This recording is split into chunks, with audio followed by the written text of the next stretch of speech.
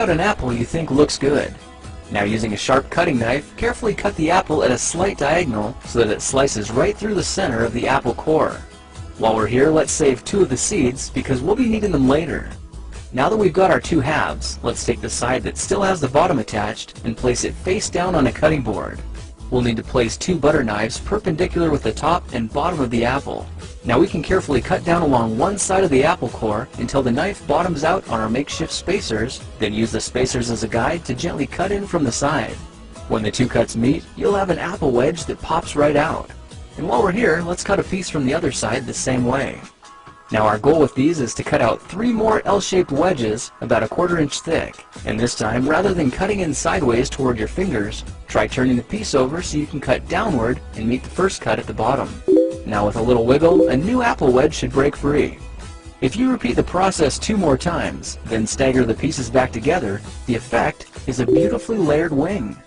Now just cut the other piece the same way, and your swan's body should look like this.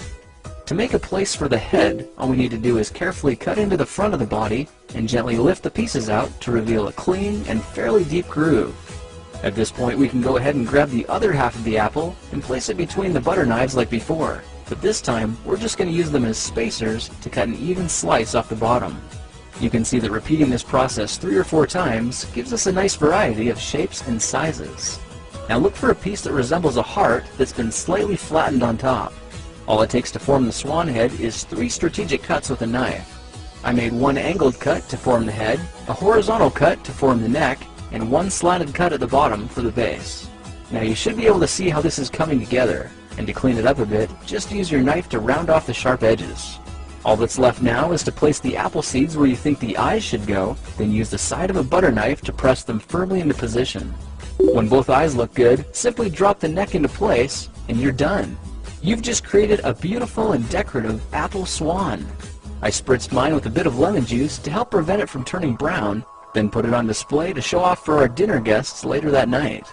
If you try using different apples, you'll get a nice contrast of colors, and every bird will look a little bit different. Well, now you know how to take any ordinary apple and turn it into a decorative and edible apple swan. If you like